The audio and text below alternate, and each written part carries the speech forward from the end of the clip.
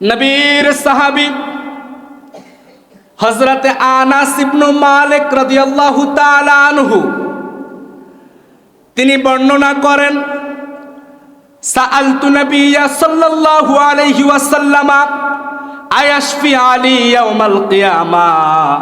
হযরত আনাস ইবনে মালিক রাদিয়াল্লাহু তাআলা আনহু বলেন, আমি আল্লাহর নবীর কাছে আরজ করলাম, আরজি জানালাম, আবদার করলাম, দাবি করলাম, ইয়া রাসূলুল্লাহ, ইয়া হাবিবাল্লাহ, ও আল্লাহর নবী, ও মায়ার নবী, কাল কিয়ামতের ময়দানে ওই রোজ মহাশরে যেদিন ছেলে বাবাকে চিনবে না, বাবা সন্তানকে চিনবে না, স্বামী স্ত্রীকে চিনবে না, স্ত্রী স্বামীকে চিনবে না, আপনজন যেদিন আপনজনের পরিচয় দিবে না, ওই কাল কিয়ামতের ময়দানে ইয়া রাসূলুল্লাহ, ইয়া হাবিবাল্লাহ, আপনি নবীর কাছে আমি আনাসের দাবি, আপনি নবী আমি আনাসের জন্য আল্লাহর দরবারে সুপারিশ করবেন। বলুন সুবহানাল্লাহ, চিৎকার দিয়ে বলুন সুবহানাল্লাহ। নবী আমার ডাক দিয়ে বললেন, আনা ফাইলুনা, ও আনাস, চিন্তার কোনো কারণ নাই, টেনশনের কোনো কারণ নাই, তুমি চিন্তা করিও না, টেনশন করিও না, আমি নবী কথা দিলাম কাল কিয়ামতের ময়দানে রোজ মহাশরে আমি নবী তুমি আনাসের জন্য আল্লাহর দরবারে সুপারিশ করব। বলুন সুবহানাল্লাহ। এই জন্য উম্মত নবীর শাফায়াত যদি হাসরের ময়দানে পেতে চান, নবীর সুপারিশ পেয়ে যদি আল্লাহর জান্নাতে যেতে চান, একটা মাত্র মাধ্যম আছে, একটা মাত্র কারণ আছে, বেশি বেশি আল্লাহর নবীর প্রতি দুরূদ শরীফ পড়বেন। বলুন সুবহানাল্লাহ। বেশি বেশি আল্লাহর নবীর প্রতি দুরূদ শরীফ পড়বেন। নবী আমার বলে, যেই উম্মত আমি নবীর প্রতি বেশি বেশি দুরূদ শরীফ পড়বে, যেই নবী আমি নবীর প্রতি বেশি বেশি সালাতুস সালাম প্রেরণ করবে, ওই উম্মতের জন্য আমি নবীর শাফাত ওয়াজিব হয়ে যাবে। চিৎকার দিয়ে বলুন না সুবহানাল্লাহ। ওই উম্মতের উপরে আমি নবীর শাফাত ওয়াজিব হয়ে যাবে। আমি নবী হাসরের ময়দানে ওই উম্মতকে সুপারিশ করা ছাড়া আমি নবী হাসরের ময়দানে থাকবো না। বলুন সুবহানাল্লাহ। ওই উম্মতকে সুপারিশ করে আমি নবী জান্নাতের মধ্যে নিয়ে যাব। বলুন সুবহানাল্লাহ। এরপর সাইয়্যিদিনা আনাস ইবনে মালিক রাদিয়াল্লাহু তাআলা আনহু বলেন, ফাআইনা আতলুবুকা ইয়া রাসূলুল্লাহ। সুবহানাল্লাহ কোন?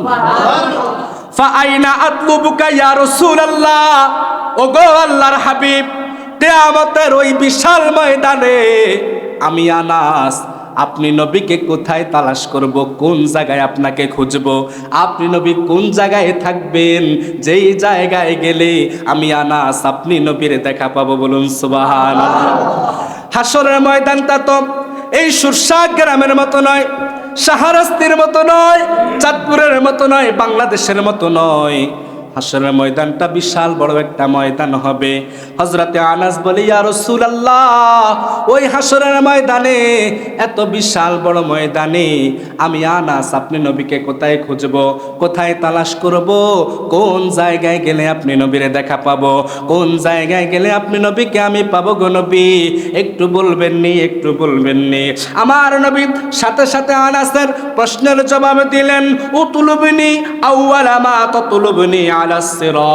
ও আনাস, ও আনাস, সর্বপ্রথম তুমি আমাকে ফুলসিরাতের কাছে তালাশ করবে। বলুন সুবহানাল্লাহ। সর্বপ্রথমে তুমি আমাকে ফুলসিরাতের কাছে তালাশ করবে রে আনাস। আমি নবী ওই ফুলসিরাতের কাছে থাকবো।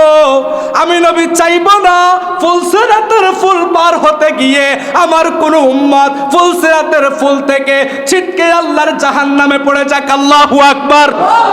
আমি নবী চাইবো না আমার কোনো উম্মত ফুলসিরাতের ফুল পার হতে গিয়ে ফুলসিরাতের ফুল থেকে ছিটকে জাহান্নামের মধ্যে পড়ে যাক। আমি নবী চাইবো না। এই জন্য আমি নবী ফুলসিরাতের ধারে থাকবো। আমার প্রতিটা উম্মতকে আমি নবী আমার মুজিজা দিয়ে ফুলসিরাতের ফুল পার করে আল্লাহর জান্নাতে পৌঁছাইয়া দিব। চিৎকার দিয়ে বলুন সুবহানাল্লাহ। হযরতে আনাস বলে, ইয়া রাসূলুল্লাহ, ইয়া হাবিবাল্লাহ, ফুলসিরাতের দ্বারেও যদি আপনাকে আমি না পাই গো নবী, কোন জায়গায় আমি আপনাকে খুঁজবো? আল্লাহর নবী বলেন, ফাইল্লাম আলকাকা কানাস সিরা, ও নবী আপনাকে যদি ফুলসিরাতের কাছে না পাই, কোন জায়গায় আপনাকে তালাশ করব? আমার নবী বললেন, ফাতলুবুনি ইনদাল মিজান। আল্লাহু আকবার। ফাতলুবুনি ইনদাল মিজান। ও আনাস, ফুলসিরাতের কাছে যদি আমি নবীরে না পাও, তুমি আমি নবীর মিজানের পাল্লা যেখানের মধ্যে থাকবে, ওই মিজানের পাল্লার দ্বারে আমাকে তালাশ করিও। আমি নবী সেখানের মধ্যে থাকবো, কারণ মিজানের পাল্লার মধ্যে আমার উম্মতের নেক আমলগুলি মাপা হবে রে।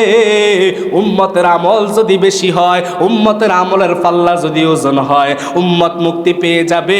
উম্মতের বদের পাল্লা যদি ভারী হয়ে যায়, উম্মত তো জাহান্নামী হয়ে যাবে। মিজানের পাল্লার মধ্যে আমি নবী সেখানে দাঁড়িয়ে থাকবো, কারণ আমার উম্মতের আমল নামাগুলি যখন মাপা হবে, বদগুলি যখন মাপা হবে, নেকগুলি যখন মাপা হবে, আমি নবী মিজানের পাল্লার দ্বারে দাঁড়াইয়া আমার উম্মতের বদের পাল্লাটারে হালকা করে দেব, নেকির পাল্লাটারে ভারী করে দিব। বলুন সুবহানাল্লাহ। যেন আমার উম্মত মিজানের পাল্লায় নেক বেশি নিয়ে আল্লাহর জান্নাতে যেতে পারে। চিৎকার দিয়ে বলুন সুবহানাল্লাহ।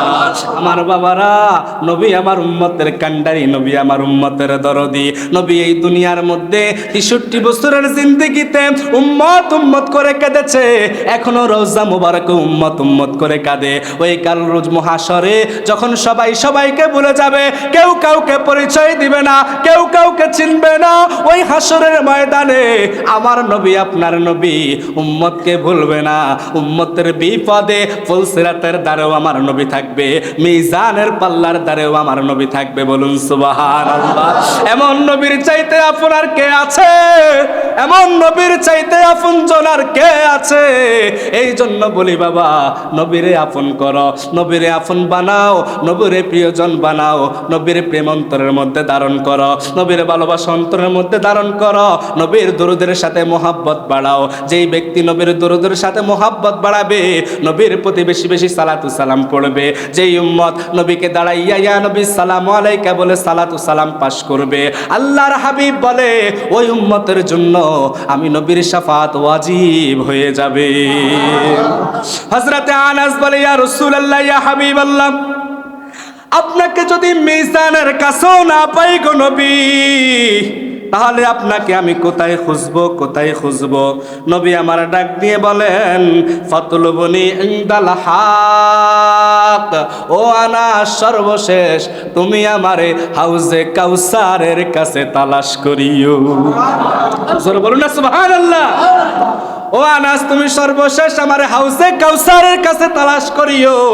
ওই হাউজে কাউসারের কাছে আমি নবী হাউজে কাউসারের পানির পেয়ালা হাতে নিয়ে আমার উম্মতের জন্য দাঁড়াইয়া থাকবো। সূর্য মাথার আধা হাত উপরে থাকবে, সূর্যের তাপে মানুষের মাথার মগজগুলো গলে যাবে, নাক দিয়ে কান দিয়ে টপ টপ করে পড়া শুরু করবে। আমার উম্মতগুলা বড় তৃষ্ণার্ত হয়ে যাবে, পিপাসার্ত হয়ে যাবে। উম্মত পানি পানি বলে উম্মত ছটফট করবে।